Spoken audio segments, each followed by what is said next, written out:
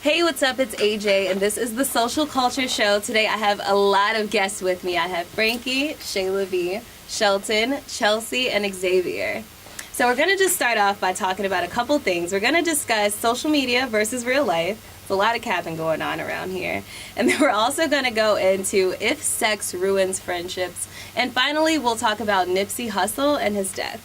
So let's first start talking about Instagram versus real life, because I just feel like there's a lot of things going on. Now, it goes more toward you guys, but I'm going to try to keep it neutral, because I feel like guys just have, like, the worst, like... You guys have the upper hand, but it's terrible, in a sense. I mean, what do you guys think? Because, I mean, for real, like, you guys can, like, sit in front of a Ferrari, and it's rented, and live this extravagant life on Instagram, and we will have absolutely no clue that this is all a lie. However, females, we do it too.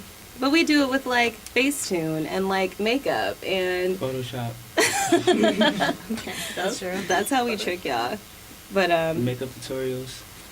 Look at you in person, don't even look like that. That's facts. Like, regardless, you gonna get exposed. Right. If you don't got the money and you go out there, you gonna see, like, this nigga broke. You can say that, you can curse. You gonna see that, though. Yeah, and if you see her in person, you gonna be like, so you can't hide. Or is she driving a Toyota, like a Matter of fact, one? Like, matter of fact, y'all got the upper hand. Let me tell you why. Sugar daddies. They don't even be seeing y'all. They be cashing y'all out.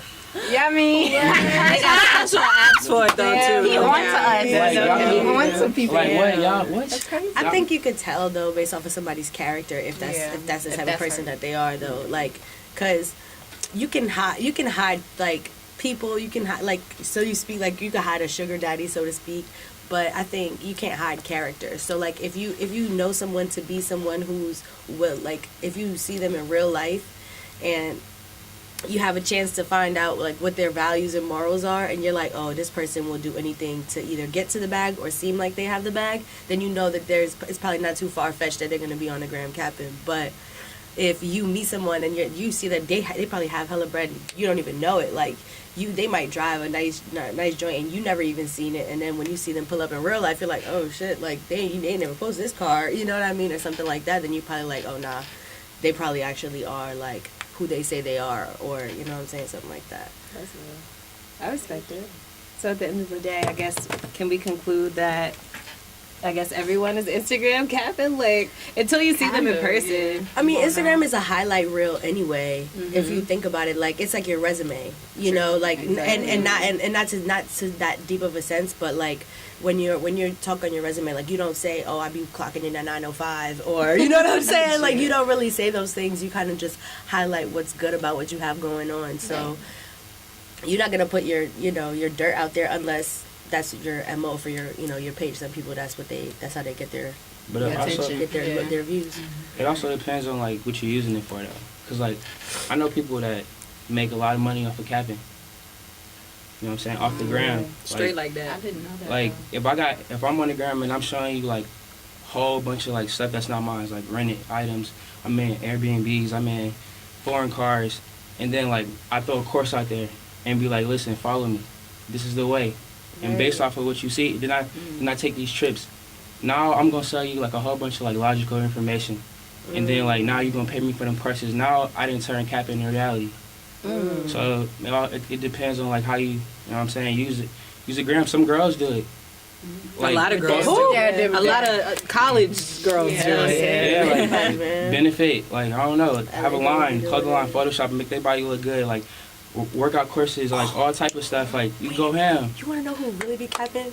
This is like left, but a lot of boutiques be capping. Instagram boutiques out in LA, like they all get their stuff from the same places in China or the same vendors or whatever. You go in, they're all selling the same outfits with no tag on it because you know they're all from the same spot. They put their own little tag on it, and it's cheap. It's you know what I mean, and it's all because they have a nice little.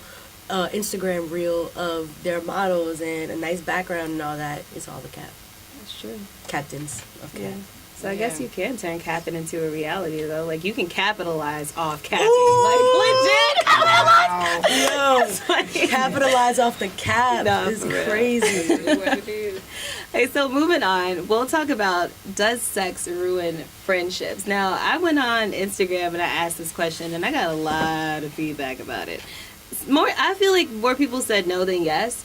In my opinion, I do think it can ruin a friendship because feelings become involved. Like, I feel like if you have sex more than once, you can have sex one time and be alright. Like, if it's good or bad, like, you can have sex that one time and it'll be just like, you know what, we just won't do that anymore, okay? Let's agree we'll stay friends. Like, we might be able to talk about it, reminisce a couple times, but it ain't gonna happen. But if you keep having sex, like, you're gonna feel some type of way. I think I've been on both sides of that. Okay. Like, for example, a person that took my virginity was actually a friend of mine. And we never had a relationship after that. We never had a relationship leading up to that. And it wasn't something that, like, we brought up later, but the way I looked at it, just because in that isolated incident, I was like, I wanted to be someone special that I didn't want to throw in the trash later. And he ended up being like a good friend of mine for years after that. And we're not like really friends now, but it's not because of that. It's just because life, you know. But so I think it does depend, like you were saying, like there's definitely boundaries, and also how mature you guys are, because, you know, and how honest you are with yourself. Because I think that some people will tell themselves, oh, I don't have feelings for XYZ, or I may not be, oh, this is not really what I want. But in reality, like, that was what you wanted the whole time, but you're okay with settling with whatever you're getting. Right. But I think it could go either way. It just depends on the dynamic between the two friends. But I don't think it's worth risking if it's a really, really, truly good friendship. Because you can have sex with, like, anyone if you're not deciding to commit to that long term. Right. Because you can commit to a friendship long term. True. I don't know. Like, I just feel like personally, sometimes shit happens. Like, sometimes shit just goes down. Right. And like, I mean, I feel like I slept with a friend that, like, we're still friends to this day. And it's just like, I mean, and it might not have started off with us just being friends. Maybe we were interested in each other in the beginning, and now we're just friends. You know what I'm saying? And I feel like you can set your own boundaries. Like, it's situational, you know? Yeah. Like, you wake depends on the situation. That's what I feel. Yeah. I guess what would be appropriate situations where you could see yourself, like, I guess, blurring the lines of friendship and it still turning out okay afterwards?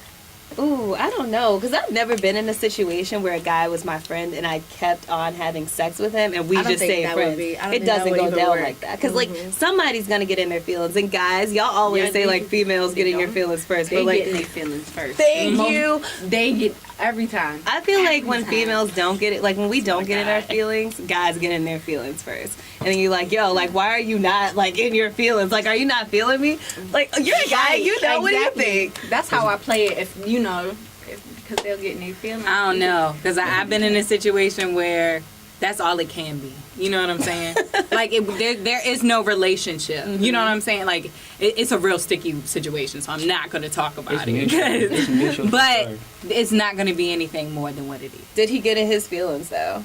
A little bit. Okay. And we both kind of got in our feelings a little bit, but we kind of just came to the agreement that, okay, well, if we want to sleep around with each other, we'll sleep around with each other, and I mean, that's it. That's what it's about. Like, we check up on each other, we're friends, and we talk about other things, but when we feel like getting it on, that's what we do. Respect. That's a good ass friendship. Like, what? Right. Okay, that's lit. That's like a rare instance for real. Yeah, like, but I mean, the situation that transpired that led it to be what it was is not a good situation, and it's not an unusual situation. It's kind of similar to like Nipsey Hussle and Laura type shit. I got you. You know. Respect. Have you ever gotten in your feelings over a girl not getting feelings for you after you guys had sex? Nah, it's more so like my communication level would be high though. Okay. So it kind of depends on like, cause like you could look at it from your way. You can be like the dudes or the girls. I just say like in general, like if you my friend, based on all those reasons, I mean like I can do whatever I want with you. Like when I'm mad, I'm gonna talk to you, and then when I'm happy, you feel me? I'm gonna hit you up. So with that alone, like you already like mean something. Then you throw in like the sex. Now instantly shit awkward. Instantly it's awkward. Now it depends on like where you gonna take it now. Are we gonna like this happen but it didn't happen, or are we gonna continue doing this? Now if you continue doing it, only the certain you just trying to like tick and bomb, because that's when it explodes.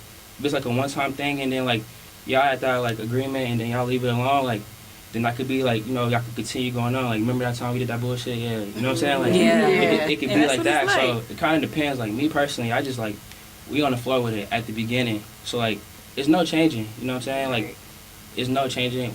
And I know, like, if I'm having sex with a person constantly, that eventually I'm going to have to reiterate this. Or it's going to, like, die out. And I'm cool with that. You know what I'm saying? Like, and I make sure that they cool with that. So it's never, like, no animosity, but it go either way, though. Right. And also, I think there's a level sometimes of vulnerability that you have with, like, either exclusive party, like somebody that you're sexual with or somebody that you're really close friends with, that sometimes when you, like, unless you're committing yourself to that person as in a relationship, it's hard when you're blurring both of those things together and expecting the other person to know how to deal with that. Right. Either if it's a girl or the guy. What do you think, Chelsea? Well, I think especially if you're like friends with somebody, you obviously have history. So you're going to know that person kind of well. Like, you're going to know how they act in certain situations, and it's going to be hard not to attach how you feel about how they did something with another situation, whether it's sex or money or music or whatever it is. It's always going to be, like, kind of like a ticking bomb, I feel like, for somebody. Yeah. But Like, then you have, like, good situations, too. So it's either, like, you guys know when you're doing music or podcasts or anything you're super passionate about, you feel like something, like, comes in your way, and you're gonna just, like, be like, oh, that was that. Yeah. Like, So you feel like the word. sex could be the reason, like, to basically it could be be like an easy a excuse, Right. To, like, be like, oh, we're not friends no more, or if you don't know how to. I see what you're saying. I feel that, though, because I know I've cut some people off, like, you know what, no, because you acting stupid because we fucked. You know what, it's all good. Don't even worry about it. We're not even friends anymore. Don't worry about it. I'll see you. If I see you, I might speak. I might not. But you just keep that standard. Like, yeah, so. But I think it kind of goes back to, like, what he said with boiling down to communication and setting, like, from the jump, even if you do end up, you know, doing whatever with that person, just saying, all right, look, even after touching base, like, yeah, I know we did that thing, but, you know, I really enjoy what we have here, you know what I'm saying, or whatever, or if this is something that we're going to do. I think it's all just communication. And setting boundaries. And I also think you can, like, love and care for a person and not necessarily have to be with them. I think that also teaches, like, another thing about love. You know what I'm saying? Love isn't always about possession. I don't need to have this person as my own to really still care about them, to still make sure that they're doing good, to make sure that, you know, that we're okay in each other's lives, and we catch up and we enjoy each other's company, you know? That's facts. That's real. So moving on to the Nipsey Hussle situation. Rest in peace. You know, he was just recently shot outside his store.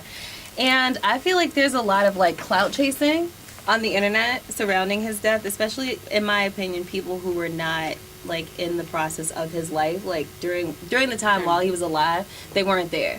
But I feel like there's a lot of things being said in, like, light of his death. And even, like, the whole Kodak Black situation, which we'll go into in a minute.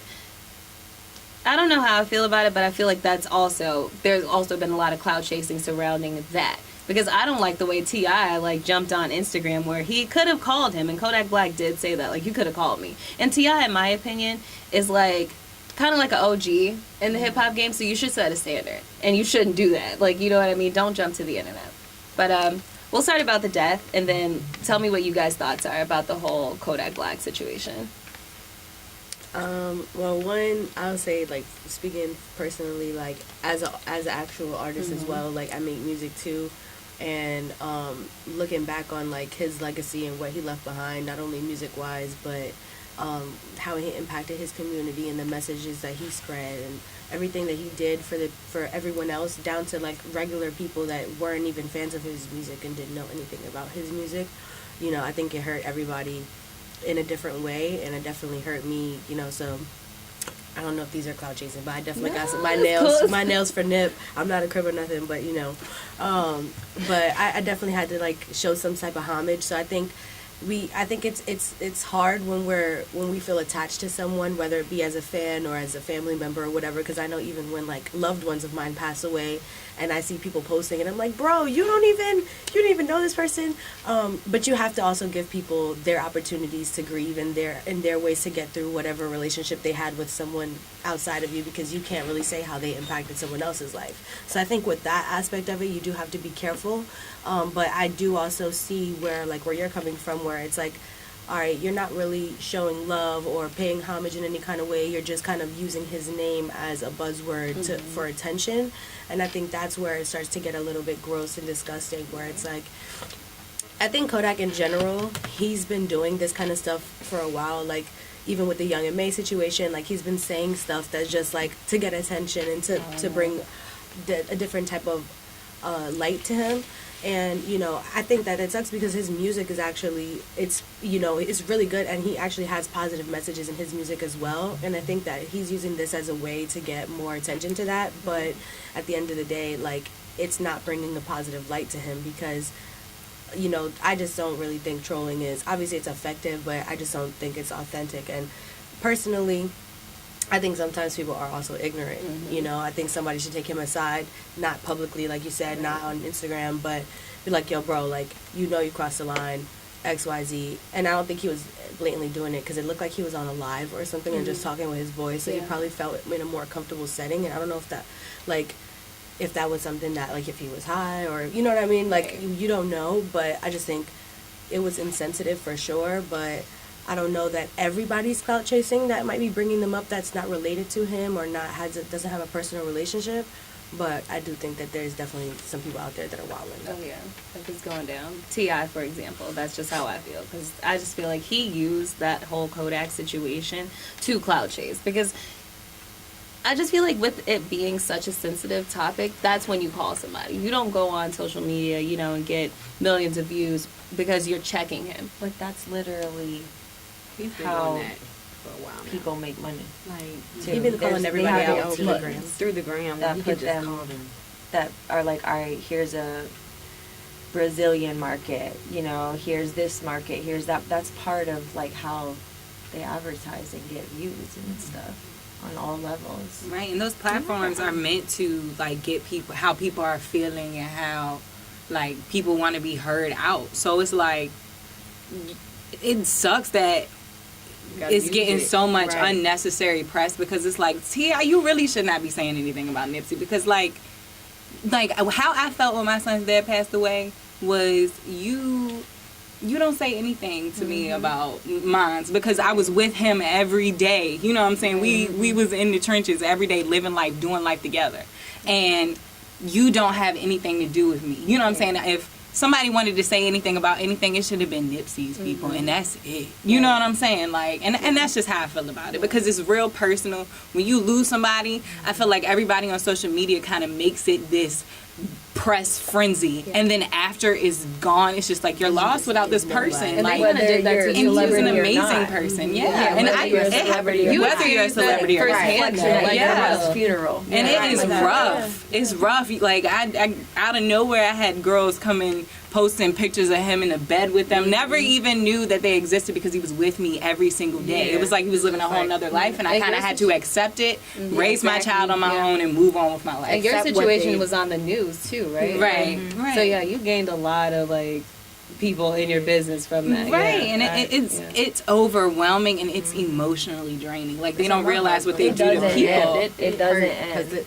to the fact I see my sister like suffer like every day to this day from her losing her son's father, and that was like 3 years ago. Like 3 whole years. Like, I like cried for days forlorn, because I can only imagine like all these people, all these women, like it's the whole world, like, and the fact that she has like no really support. People are like bashing Right, she her. lost her best friend, her everything. But Right. think about this, like, even you, like, biggest support. years later in that situation, like, where are all those people that are posting on the gram now? Right. Have they checked on Exactly. your loved ones? Right. Have they sent your son anything? Any Like, gifts? you know what I mean? Right. And there was Stuff one like girl, that. Michelle, and I want to say Michelle Rawlins so much. Michelle Rawlins, she came to me and she loved me. She gave me so much love, and she passed away earlier this year. And her sister and her family, rest in peace. Michelle Nicole Rawlins, they reached out to me, and she has like a GoFundMe thing on her page. Look up Nicole Rawlins and donate, because she was a beautiful person. She was an active member in the was mental the health only one that community. was She came stuck by over, you. like she stepped up, And it was so sad to see her kind of to lose her light in that way. And people throwing stuff out after she passed away. People I know never, like, you haven't seen her since elementary school. You know what I'm saying? Shut up. Just shut up. Because I, like, if I wouldn't have gotten so close to her after Kirk had passed away, because we weren't really friends, but we grew up together. Like, I've known her since I was like 6 or 7. And she reached out to me. She was there for me. There was a time when they asked me to take them to the cemetery to show, because he didn't have a plaque on his gravesite, and they wanted me to show them. And we just sat out there and we vibed and we cried, and it like, that's the stuff that means the most. The support and the present. You know what I'm saying? And it's a hard place on social media to really feel supported. So I would advise that his family just stay off of social media, because it's a lie. It's a whole lie. When I think about like Nipsey, I kind of just look at it like, in all situations, like, especially like on social media, like, you're not gonna be able to control, like, people's minds is like all over the place. Like, we would never be able to understand like why they do what they do. But like, far as like with Nipsey though, I just look at it like people die for a reason, like a cause or something. Like Trayvon Martin, like, plenty of people died, you know what I'm saying, because of like what he was going through, but he just happened to be like the person to be like the picture of it, of like a cause. It's not really like, you don't even know him, but like, he stood for something. So even whatever type of press, even if you don't know Nipsey, you can look up him, and then you look at like what he left, and then that's why I look at him like, damn, he was able to do that at 33 years old. So he died at 33 and then was able to like to leave like this impact, like, legend. You know what I'm saying? It only took him 33 years to like be a legend. So now, however like the name go up, like, some people is on some thing like, damn, lost my favorite rapper. Some people looking at Lauren's situation like, damn, my loved one. Like, I connect with it that way. Like, he got a universal connection, and that's why like I just believe like he gonna always be like, that's his effect right now. Like, on Virginia, he from like the West Coast. In Virginia, like, they had like a little thing on Monroe Park where like people like, man, and for you to like die and like leave that impact with no matter what you did, like, and like have that, I'm looking more so like, damn, like, I make sure like however many years it take me, like, hopefully like I leave that, like, when I'm dying, like, you could look up him and you're not gonna see nothing negative. You're gonna see all positive. Like, no matter what the people saying, like the little grieving stuff that people go through, like to get through whatever they gonna get through, we're not gonna remember that, but like years on the line, definitely gonna remember like what he did and like what he left. So with that just being said, like, that's all I look at it like, you know what I'm saying? I'm like, oh, Nip, like, damn, you got the world going crazy. Right. You know what I'm saying? Like when you die, everything, people coming together, but like, people at the end of the day, when you look at him, you just make you want to just do more. You know what I'm saying? Just, people from his community looking at like, damn, that was my only help, or somebody else looking at like, I gotta be that too. Right. And I was just, if you listen to his music, that's just the whole thing he was just trying to like preach, or his interviews. Better than me. You know what I'm saying? Interviews, he preaching it like he said it like in motivational purposes, or if you want to have a business, you know what I'm saying? Yeah, Dr. Sepp, like all type of stuff he brought light on it, and it only took him 33 years to, like, you know what I'm saying, do that. So I'm like, all right, you know, he did what he was supposed to do, regardless of like how it went down, like the details of like all the grimy stuff, like he's still a legend, and like that's what we should be on, basically. Yep. Well, guys, I'm going to say that's the end of the show. And everyone, go ahead and run down your social media so we can find you guys. Go ahead, start, Frankie. Mine is Young Grizzy on Instagram.